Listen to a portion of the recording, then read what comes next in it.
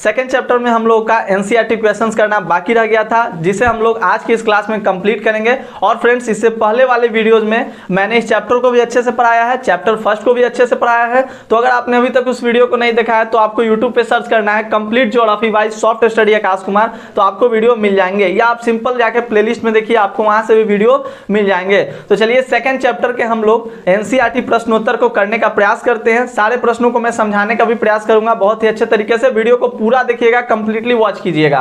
तो second chapter आपका है विश्व जनसंख्या वितरण घनत्व और वृद्धि। आप इस चैप्टर से भली भांति परिचित भी हैं, और मैं फिर कह रहा हूं कि यदि आपने वीडियोस को नहीं देखा है, कंप्लीटली इस चैप्टर को अच्छे से नहीं पढ़ा है, तो आप जाइए पहले उस वीडियो को देख लीजिए, देन आफ्टर आप इस वीडियो को वॉच कीजिए। तो विश्व जनसंख्या वितरण घनत्व और वृद्धि एनसीईआरटी क्वेश्चंस करने वाले हैं, जिसमें से आपका पहला प्रश्न आपके स्क्रीन पे आपको दिख भी रहा होगा। ये रहा, प्रश्नों को मैं ऊपर कर देता हूं जरा।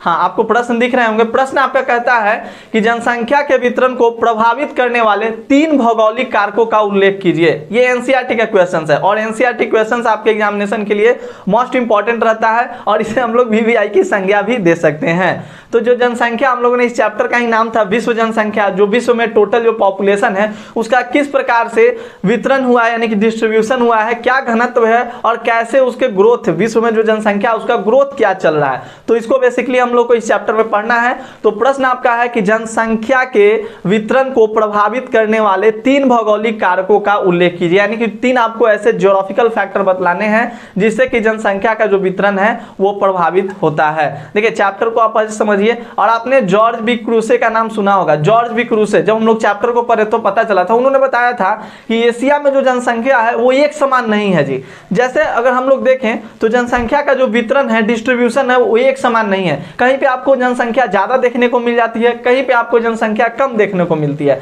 तो वही चैप्टर प्रश्न आपका यहाँ का जनसंख्या का जो वितरण है उसको कौन सा जो ज्योग्राफिकल फैक्टर है वो प्रभावित करता है। प्रश्न समझ में आया आपको?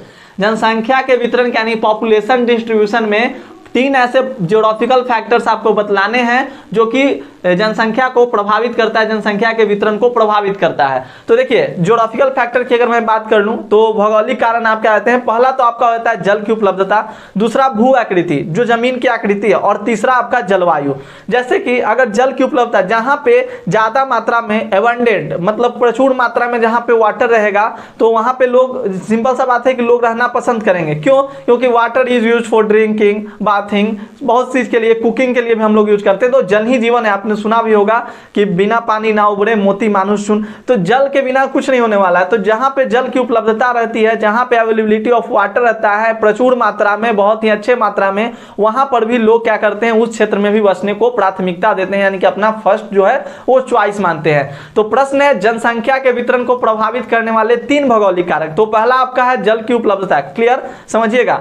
दूसरा आपका भू आकृति, यानी स्ट्रक्चर ऑफ, जो आप भू आकृति लैंड का कह सकते हैं। और तीसरा आपका जलवायु। जलवायु भी अपना एक अहम भूमिका अदा करता है जनसंख्या के वितरण को प्रभावित करने में। जहां पे आपको अच्छी जलवायु मिलेगी, जहां पे आपको लगेगा कि हाँ मैं यहाँ पर एग्जिस्ट कर सकता हूं, मैं यहाँ पे रह सकता हूं, आप वहीं पे रहना पसंद करोगे। डिजर्ट में अगर आपको रख दिया जाए, रहना पसंद करेंगे? नहीं। तो ठंडे मरुस्थलों में, वैसे जगह जहां पे आपको समशीतोष्ण मिले, वहां पे आप ज्यादा रहना पसंद करते हैं। तो देखिए जल की उपलब्धता में अगर बात कर ले तो लोग उन क्षेत्रों में बसने को प्राथमिकता देते हैं जहां जल आसानी से उपलब्ध होता है। सिंपल सा तो बात है, जहां जल जहां आसानी से उपलब्ध रहेगा वहीं पे हम लोग भी हैं जो वो वरीयता देंगे और बसने का प्रयास करेंगे। क्लियर? दूसरा आपका कहता है, यहाँ पे देखिए दिखाई आपको दे रहा होगा, भू आकृति, यानी कि लोग समतल मैदानों और मंद ढालों पर बसने को वरीयता देते हैं। क्यों जी? समतल पे क्यों बसने को वरीयता देते हैं भाई? क्योंकि आपको पता है समतल रहेगा तो वहां पे इरिगेशन की भी, मतलब वहां पे लोग खेती भी कर सकते हैं, सड़कें भी बनाई जा सकती है, समतल भूमि पर अच्छी सड़कें भी बन जाती है। तो ये सारे जो मेन रीजन है जिसके कारण क्या होता है, जनसंख्या जो है वो एक जनसंख्या का जो वितरण है वो इफेक्ट होता है, प्रभावित होता है। तो ये दीज आर द इन्फ्लुएंसेस, यानी कि ज्योग्राफिकल फैक्टर हैं। तो भू आकृति, लोग समतल मैदान पर और मंद ढालों पर भी बसने को अपना एक वरीयता देते हैं, जिसको वो कह सकते हैं हम लोग कि उसको ज्यादा रूप में मानते हैं। लोग सोचते हैं कि यहाँ पर बसना हमारे लिए बेसिक बहुत ही इंपॉर्टेंट है। क्लियर? अगर इस प्रश्न को आप समझना चाहते हैं अच्छे से तो अभी देखिए एनसीईआरटी का लॉन्ग में भी ये प्रश्न मैंने लिया भी है, तो वहां भी आप समझ सकते हैं। देखिए तीसरा आपका फैक्टर यहाँ पे बतलाया मित्र, जलवायु। तो जलवायु को भी समझ लीजिए। कहता है क्या कि अति उष्ण अथवा ठंडे मरुस्थलों की विषम जलवायु में मानव बसाव के लिए असुविधाजनक होती है। जहां पे अति उष्ण रहेगा, यानी कि वैसे जलवायु भी एक फैक्टर इफेक्ट करता है। जहां पे जलवायु लोगों के अकॉर्डिंग मिलती है, उनके रहने को मतलब वो एग्जिस्ट कर सकते हैं, सह सकते हैं, वैसे जलवायु में भी रहना पसंद करते हैं। और आपको पता होगा मित्र, आपने ये पढ़ा, आपको पता है कि लगभग विश्व की मैं बात कर रहा हूं, लगभग विश्व की 60% जो आबादी है वो केवल 10 देशों में ही निवास कर जाती है। इसी समझ लीजिए ना, विश्व में कितने देश हैं, लेकिन फिर भी मतलब जो विश्व की टोटल आबादी है उसका 60% मात्र केवल 10 देशों में ही निवास कर जाता है। तो समझिए कि जनसंख्या का कितना असमान वितरण है। क्लियर? चैप्टर पढ़े होंगे तो अच्छे से समझ में बिल्कुल आ रहा होगा, ऐसे भी नहीं भी आपने पढ़ा तो समझ में आ रहा होगा, लेकिन एक बार मैं आपको सलाह देता हूं कि आप चैप्टर को पढ़ लीजिए। देखिए, सेकंड नंबर प्रश्न है कि विश्व में उच्च जनसंख्या घनत्व वाले क्षेत्र हैं, ऐसा क्यों होता है?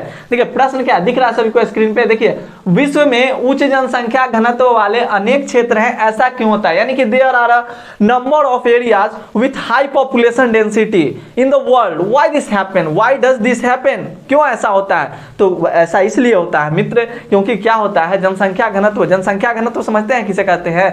टोटल जो पॉपुलेशन होता है एरिया से डिवाइड कर दीजिए, पॉपुलेशन बटा में एरिया इज इक्वल टू हम लोग कहते हैं पॉपुलेशन डेंसिटी। तो प्रश्न है कि विश्व में उच्च जनसंख्या घनत्व वाले अनेक क्षेत्र हैं, तो ऐसा क्यों होता है? तो मैं आपको ऐसे ही सिंपल भाषा में समझा दूं कि देखिए ऐसा इसलिए होता है जहां पे लोगों को ज्यादा अच्छी सुविधाएं मिलेगी, शैक्षणिक सुविधाएं मिलेगी, मतलब लोगों के लिए जहां पर रहन सहन की सुविधा अच्छी रहेगी वहां पर न लोग रहने को बढ़िया देंगे। तो कुछ क्षेत्र वास्तव में सघन बसे हैं, इसका कारण आर्थिक कारक है, इकोनॉमिकल कारण भी है, ज्योग्राफिकल फैक्टर भी है, कुछ सांस्कृतिक भी है, जहां पे आपको सांस्कृतिक सभ्यता संस्कृति अच्छे मिलते हैं वहां पर भी लोग रहने को अपना वरीयता देते हैं। और मतलब लोगों के क्या करता है, ये सब अट्रैक्ट करता है, लोगों को अट्रैक्ट करता है, अपनी ओर खींचता है। ये सब क्या हो गया, ये सब लोगों को अपनी ओर अट्रैक्ट करता है, यानी कि पुल फैक्टर है। पुल मतलब समझिएगा पहले मैं ये इस अंग्रेजी में बहुत ज्यादा लोग कंफ्यूज जाते हैं, पुश और पुल का मतलब क्या होता है। तो कुछ क्षेत्र वास्तव में सघन बसे हैं, इसका कारण आर्थिक कारक जैसे खनिज, नगरीकरण तथा औद्योगिकरण है, यानी अर्बनाइजेशन, इंडस्ट्रियलाइजेशन, ये सब है। अच्छी नागरिक सुविधाएं तथा नगरीय जीवन लोगों को आकर्षित करता है, इसलिए विश्व के अनेक क्षेत्र खनिज भंडारों की उपस्थिति, अच्छी नगरीकरणी सुविधाओं तथा औद्योगिकरण के कारण सघन बसे हुए हैं, यानी कि वहां पे पॉपुलेशन का जो डेंसिटी है वो हाई है। बिहार की बात कर ले, अपने देश का बात कीजिए, भारत सेकंड बुक में आपको इसके बारे में पढ़ना है, भारत के बारे में पढ़ना है। अभी हम लोग विश्व के बारे में पढ़ रहे हैं, लेकिन सेकंड बुक हम लोग शुरू करेंगे तो उसमें हम लोग भारत के बारे में भी जनरली पढ़ेंगे, उसमें आपको पढ़ना है। तो अभी अगर हम समझने के लिए अगर बात कर लें तो ऐसा हम लोग ने देखा है कि जैसे गंगा किनारे जहाँ पे मतलब लोगों को पानी की अच्छी उपलब्धता हो, जहाँ का जलवायु अच्छा हो, तो वहाँ पे लोग रहना ज़्यादा पसंद करते हैं। जहाँ पे औद्योगिकरण की सुविधा हो, अच्छी आर्थिक स्थिति हो जाए वहाँ पे रहने से, तो लोग वहाँ पे रहना क्या करते हैं, ज़्यादा वरीयता देते हैं, लोग ज़्यादा वहाँ पे रहना पसंद करते हैं, इसलिए जनसंख्या घनत्व उच्च है। Clear concept? अगला प्रश्न देखिएगा, प्रश्न संख्या 3 नंबर। प्रश्न बहुत अच्छा है, आप इसको समझ सकते हैं अच्छे से। प्रश्न आपके स्क्रीन पे भैया देखिए, कहता है कि जनसंख्या परिवर्तन के 3 घटक कौन से हैं? तो जनसंख्या परिवर्तन के 3 घटक आपके कौन से हैं? तो यानी कि कंपोनेंट ऑफ पॉपुलेशन चेंज। तो जनसंख्या परिवर्तन के आपके जन्म हो गया, मृत्यु हो गया और प्रवास हो गया। अगर जन्म ज्यादा जनसंख्या में चेंजेस, मृत्यु ज्यादा या मृत्यु कम जनसंख्या में परिवर्तन, और प्रवास का मतलब होता है अंग्रेजी में आप इसे कहते हैं माइग्रेशन, यानी कि प्रवास हो जाना। प्रवास करना मतलब ये अपने स्थान को स्थानांतरण, अपने स्थान को चेंज कर देना, वो चाहे कोई भी कारण हो, या हो शैक्षणिक सुविधाओं के लिए, या आप जलवायु के कारण जा रहे हैं, मतलब कोई भी कारण हो, आप दुख के कारण जा रहे हैं, खराबी के कारण जा रहे हैं, तो मतलब प्रवास भी एक जनसंख्या परिवर्तन में अपना यानी कि कंपोनेंट, ये पॉपुलेशन चेंज में अपना अहम हाथ यानी कि योगदान ये अदा करता है। क्लियर? तो जनसंख्या परिवर्तन के 3 घटक कौन से हैं? तो जनसंख्या परिवर्तन के 3 घटक अगर आपसे पूछे जाए तो जन्म, मृत्यु और प्रवास लिख दीजिए, सही हो जाएगा। बोर्ड की तैयारी करना है, मेरे साथ जुड़िए, जरूर कीजिएगा। एप्लीकेशन पे क्लासेस में चला रहा हूं दोस्त, बहुत ही अच्छे से क्लास चलती है, तो आप लोग अगर एप्लीकेशन से भी जुड़ना चाहते हैं तो प्ले स्टोर से सॉफ्ट स्टडी डाउनलोड कीजिए, बहुत ही कम दाम में है, बहुत ही कम दाम में मैं पढ़ाता हूं। तो आप वहां पे जाकर फी देखिए और क्लास को ज्वाइन कीजिए, बहुत मजा आएगा, मैं सारे क्लासेस को पढ़ा रहा हूँ वहां पे। देखिए 4 नंबर प्रश्न आपका क्या कहता है, दिखाई दे रहा होगा, सारा एनसीईआरटी का प्रश्न है कि निम्नलिखित में अंतर स्पष्ट कीजिए, जन्म दर और मृत्यु दर। अब बच्चा आप रह गए हैं, जन्म दर मतलब नहीं समझ रहे हैं, टोटल 1000 लोग बच्चा जन्म लिया, उसमें से जितना जीवित बच गया उसको जन्म दर, 1000 में से जितना मर गया उसको कहेंगे मृत्यु दर। क्लियर कंसेप्ट है। जन्म दर, मृत्यु दर, बच्चा वाला हो गया, इसको तो हम लोग समझ सकते हैं। सर क्या अब बार बार एक ही बात को क्या आप समझाइएगा, आप भी वक्ता बन जाइएगा, हम लोग सुनते सुनते, तो इसीलिए ये आपका क्लियर है। चलिए ये हाँ, जो सेकंड नंबर जो आपका है प्रवास के प्रतिकर्ष कारक और अपकर्ष कारक, थोड़ा इसे भी समझा देता हूं, हालांकि आप इससे भली भांति परिचित हो। तो प्रवास के प्रतिकर्ष कारक, प्रतिकर्ष मतलब पुश, प्रतिकर्ष मतलब पुश ढकेलना, अपकर्ष मतलब पुल, अपकर्ष मतलब पुल यानी कि जो अट्रैक्ट करता हो। तो कहता है प्रश्न यहाँ कि प्रवास के प्रतिकर्ष कारक और अपकर्ष कारक में अंतर। तो प्रतिकर्ष कारक, मेरी आवाजें जा रही है आप लोगों तक? एक मिनट, हाँ जा रही है। देखिए प्रवास के प्रतिकर्ष कारक और अपकर्ष कारक में अंतर कहता है। तो प्रतिकर्ष कारक जैसे कि जो आपको पुश करता है, जैसे आपका बेरोजगारी हो गया, जहां पे बेरोजगारी रहेगा, अनएम्प्लॉयमेंट रहेगा, वहां पे रहना लोग पसंद नहीं करेंगे। वास्तव सा बात है, बचपन छोटा छोटा बच्चा जानता है कि जहां पे पापा पैसा नहीं कमाएंगे तो काहे ला यहाँ रहेंगे। ठीक है। रहन सहन की निम्न दशाएं, निम्न मतलब खराब दशाएं, रहन सहन की निम्न दशाएं, राजनीतिक उपद्रव, प्रतिकूल जलवायु, प्राकृतिक विविधताएं, महामारियां, सामाजिक आर्थिक पिछड़ेपन जैसे कारण उद्गम स्थान को कम आकर्षित बनाते हैं। तो प्रवास के प्रतिकर्ष कारक ये सारे होंगे। तो प्रश्न आपसे बार बार ये पूछा जाता है कि प्रवास के प्रतिकर्ष कारक और प्रवास के अपकर्ष कारक से आप क्या समझते हैं। तो आप इन प्रश्नों को भूल कर भी छोड़कर नहीं आना है, इसको समझ जाना है कि प्रतिकर्ष कारक मतलब बेरोजगारी, रहन सहन की निम्न दशाएं, राजनीतिक उपद्रव, प्रतिकूल जलवायु, प्राकृतिक विविधताएं, महामारियां, सामाजिक आर्थिक पिछड़ेपन जैसे ये सब जो है वो कारण है प्रवास के जो प्रतिकर्ष कारक के एग्जाम्पल्स में आते हैं। प्रतिकर्ष मतलब वहां पे रहना हमें पसंद नहीं है। तो क्यों रहना पसंद नहीं है भाई? क्योंकि वहां पे रहन सहन की अच्छी दशाएं नहीं है, महामारियां हैं, बेरोजगारी है, पैसे नहीं कमा रहे, जल की उपलब्धता नहीं है। तो ये सारी बातों को आप लिख सकते हैं। जल की उपलब्धता, क्लाइमेट का अच्छा ना होना, आप लिख सकते हैं भू आकृति का अच्छा ना होना। ये बातों को आप डिस्कस कर दीजिए, डिस्कस कर दीजिए, हो जाएगा। अब देखिए अपकर्ष कारक की बात की जा रही है, यानी कि वो पुल फैक्टर, पुल फैक्टर। तो क्या है भाई? अब मैं क्या कर रहा हूं कि मैं अभी यहां हूं, ठीक है, पढ़ने के लिए मैं दूसरे जगह जा रहा हूं, यानी कि जहां पे हम लोग को अच्छी रहन सहन मिले। जैसे कि हम लोग के यहाँ क्या होते हैं आपको पता है, हमारे यहाँ जो प्रवास के जनरली जो होते हैं वो ग्रामीण से नगरीय प्रवास होता है। गांव से लोग नगर में जाना पसंद करते हैं, क्योंकि नगर में जो होता है पुरुष, मेन पुरुष, और हमारा पुरुष प्रवास प्रधान देश कह सकते हैं कि पुरुष के प्रवास में अव्वल है, मतलब कि सब आगे है, पुरुष का प्रवास यहाँ पे ज्यादा होता है। तो अपकर्ष कारक में कहता है आपका कि अपकर्ष कारक काम के बेहतर अवसर, रहन सहन की अच्छी दशाएं, शांति व अस्थायित्व। हाँ, शांति एक बहुत बड़ा, जहां पे राजनीतिक उपद्रव नहीं हो रहे, जहां पे लोगों को शांति मिल रही, वहां पर भी लोग रहना पसंद करते हैं। ठीक है।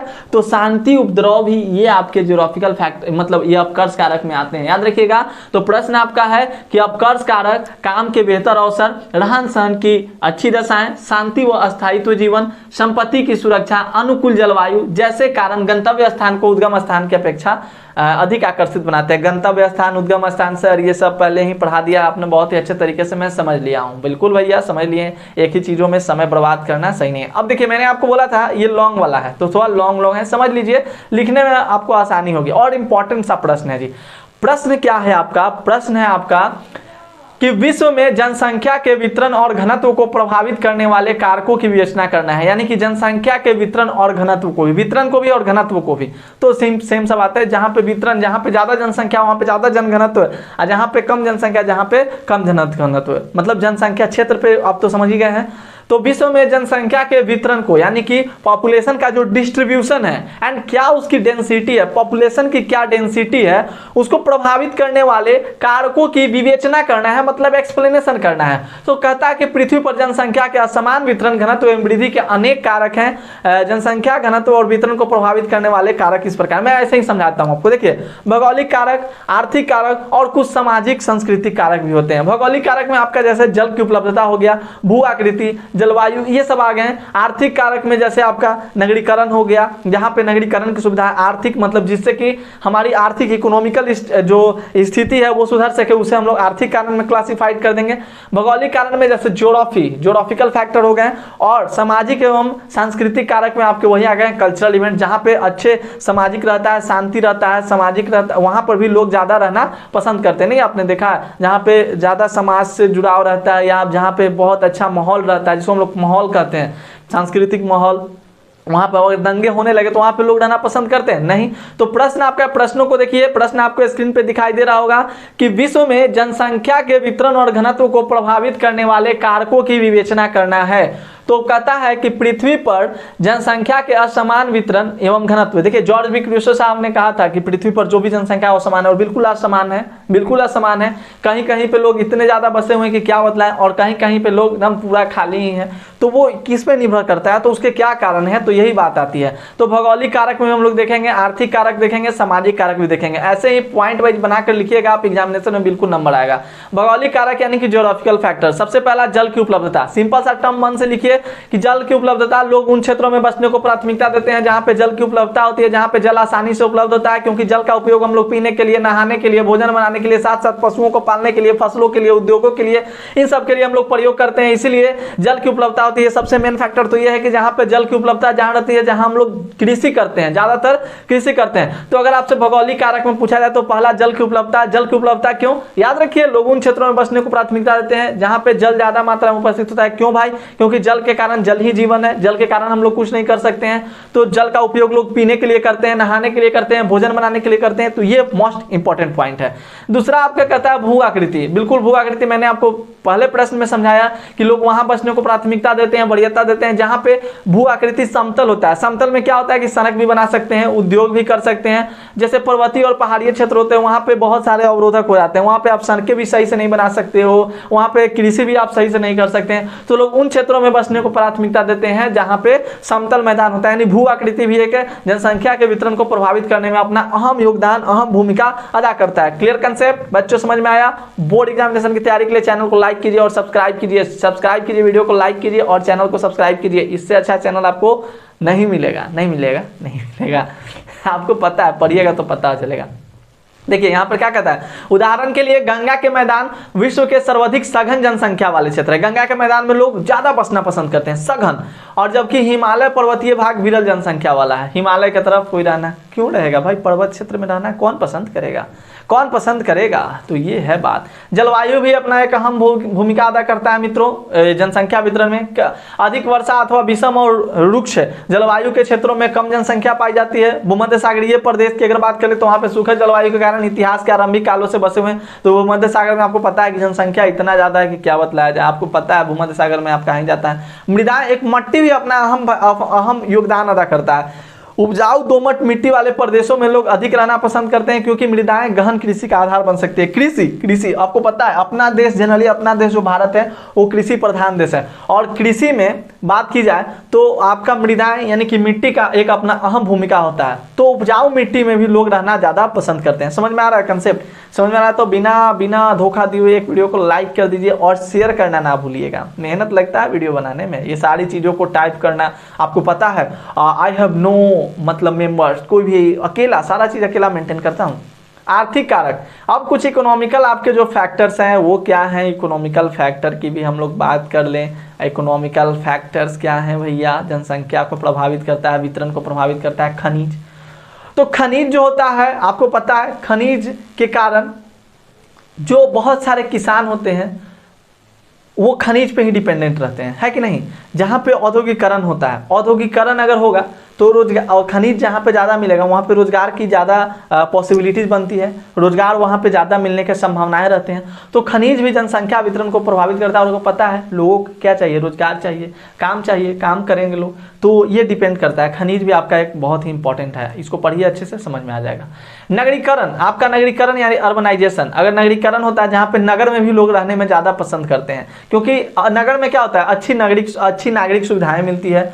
और नगरीय जीवन को आपको पता है, शहर में लोग रहना ज़्यादा पसंद आजकल कर ही रहे हैं। शहर में जाना किसे नहीं पसंद है? शहर में तो सब कोई जाना चाहता है कि मैं भी शहर में रहूं, है ना? तो ये आपको याद रखना है। फिर बात आती है औद्योगिकरण। तो औद्योगिकरण यहाँ पर इंडस्ट्रियलाइजेशन भी एक रोजगार का अवसर को बहुत अच्छा मतलब मुकाम हासिल कराती है, बहुत ही अच्छा अवसर उपलब्ध कराती है रोजगार, औद्योगिकरण। तो औद्योगिकरण के कारण रोजगार बढ़ता है, इंडस्ट्रियलाइजेशन होगा, जितना ही रोजगार बढ़ेगा तो ये भी अपना एक अहम भूमिका अदा करता है, ये लोगों को आकर्षित करता है। जैसे एक एग्जाम्पल क्या है, जापान का कोबे ओसाका प्रदेश अनेक उद्योग उपस्थित कारण सघन बसा हुआ है। जापान के जो कोबे ओसाका प्रदेश है, देखिए जनरली इसमें बात की गई थी विश्व की, तो जो भी मुझे एग्जाम्पल भी देना पड़ा वो विश्व का देना पड़ा।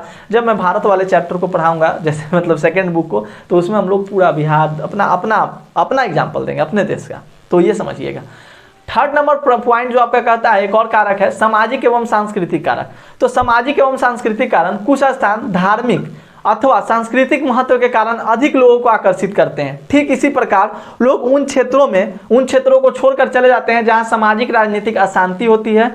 कई बार सरकारें भी लोगों को विरल जनसंख्या वाले क्षेत्रों में बसने को प्रोत्साहित करती है। तो लोग वैसे जगहों को छोड़कर चले जाते हैं जहां पे धार्मिक और राजनीतिक अशांति होती है। लोग वैसे जो जगहों पे रहना पसंद करते हैं जहां पे आपको शांति मिलता है, वही जगह भी लोगों को आकर्षित भी करता है। तो क्लियर कंसेप्ट। फिर आते हैं हम लोग अगले प्रश्न की ओर। प्रश्न देखिए एनसीईआरटी का बहुत ही अच्छा। अब आ गया डेमोग्राफिकल ट्रांजिशन वाला प्रश्न, डेमोग्राफिक ट्रांजिशन। ये बहुत इंपॉर्टेंट प्रश्न है, बार बार एग्जाम इससे ऑब्जेक्टिव तो बनता ही है एज वेल एज सब्जेक्टिव बनता है। तो इस प्रश्न को अच्छे से ट्रीट कीजिए, समझने का प्रयास कीजिएगा। मैं भी अच्छे से ट्रीट करने का प्रयास करूंगा। क्या प्रयास करूंगा, ऑलरेडी इसको पढ़ा दिया हूँ।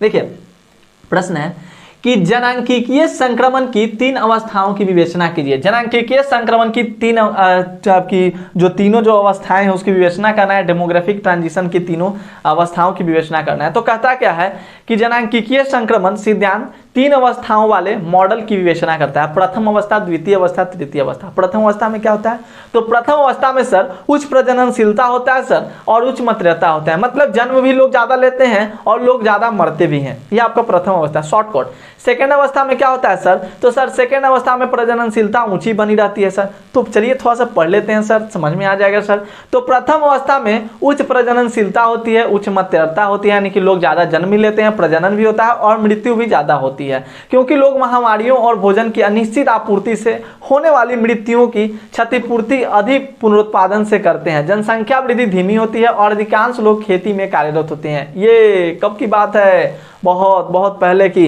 200 वर्ष पूर्व की बात है बच्चों। 200 वर्ष पूर्व क्या था, बहुत विश्व के अधिकांश जो देश थे वो प्रथम अवस्था में ही थे।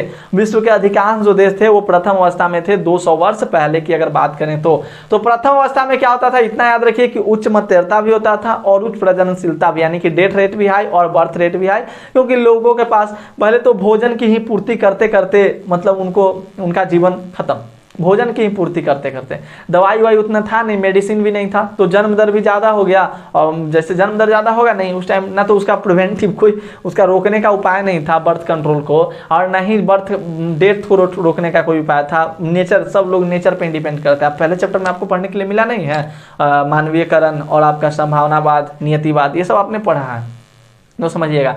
जीवन प्रत्याशा जो लाइफ एक्सपेक्टेंसी होती थी वो निम्न होती है। अधिकांश लोग अशिक्षित होते हैं और उनमें प्रौद्योगिकी स्तर निम्न होता है। टेक्नोलॉजी का ज़्यादा विकास नहीं हो रहता है, जैसे आज से 200 साल पहले उतना ज़्यादा टेक्नोलॉजी नहीं था, उतना ज़्यादा लोग शिक्षित नहीं थे। तो ये आपको याद रखना है। प्रथम अवस्था में क्या होता है, उच्च जन्म दर, उच्च मृत्यु दर। क्यों ऐसा होता है, क्योंकि पहले मतलब प्रथम अवस्था में जब लोग थे वो क्या करते थे, उनके पास ना तो शिक्षा था ज़्यादा, ना ही लोगों के पास इतने मेडिसिन ये सब थे। कृषि का विकास भी था, वो बहुत धीमा था। लोग भोजन की पूर्ति करने में पूरा क्या हो जाते थे, व्यस्त रहते थे। तो ये आपको याद रखना होगा। सेकेंड स्टेज की अगर मैं बात करूं तो सेकेंड स्टेज में कहता है कि द्वितीय अवस्था के प्रारंभ में प्रजननशीलता ऊंची बनी रहती है, लेकिन यह समय के साथ घटती जाती है। प्रजननशीलता को थोड़ा थोड़ा लोग कंट्रोल करते हैं, समय के साथ थोड़ा सा ऊंची बनी रहती है, लेकिन धीरे धीरे यह घटती जाती है। यह अवस्था घटी हुई मृत्यु दर के साथ आती है।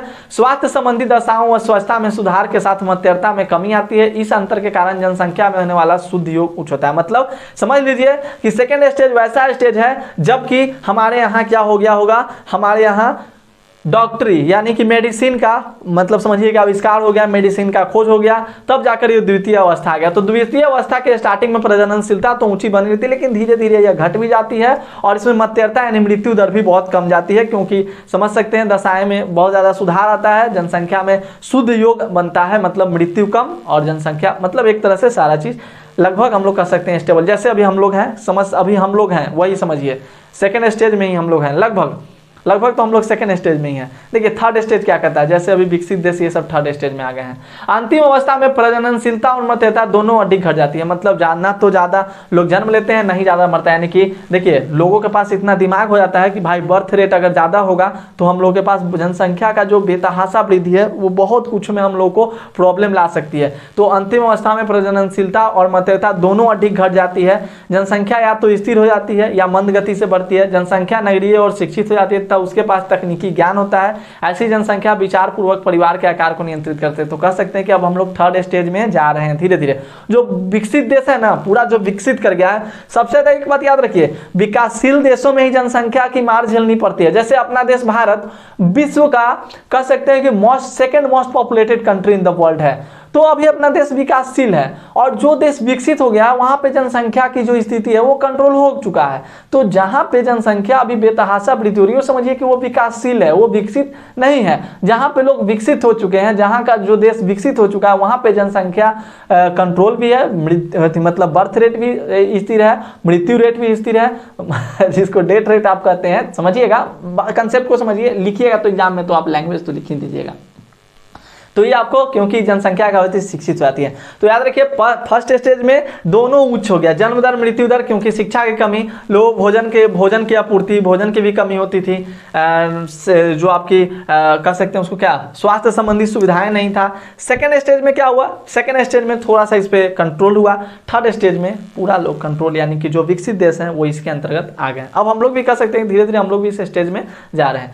तो these are the important question from chapter 2। Chapter 2 के ये सारे एनसीईआरटी क्वेश्चन थे। आई होप कि आपको ये वीडियो समझ में आई होगी और सारे प्रश्न भी आपको समझ में आए होंगे। तो अगर वीडियो समझ में आई होगी ईमानदारी पूर्वक बताइएगा, और हाँ, प्लेलिस्ट को जरूर सर्च कीजिए और एप्लीकेशन डाउनलोड कीजिए, सॉफ्ट स्टडी सर्च कीजिएगा, प्ले स्टोर पे आपको ऐप मिलेगा, सारा चीज डिस्क्रिप्शन में दिया गया है, आप वहां से चैप्टर सेकंड को अच्छे से कंप्लीट कर सकते हो। यूट्यूब पे सर्च करना है आपको complete geography by soft study Akash Kumar, तो आपको वहां से वीडियोज मिल जाएंगे, आप पूरे अच्छे से बोर्ड की तैयारी कर सकते हैं। तो ये वीडियो आपको कैसी लगी दोस्तों, बताइए कमेंट सेक्शन में कमेंट करके, जिससे कि मैं बिल्कुल प्रोत्साहित हूं और आप लोगों के लिए अच्छे अच्छे वीडियोज बना सकूं। तो मिलते हैं हम लोग अगले क्लास में, तब तक के लिए धन्यवाद। जय हिंद, जय भारत।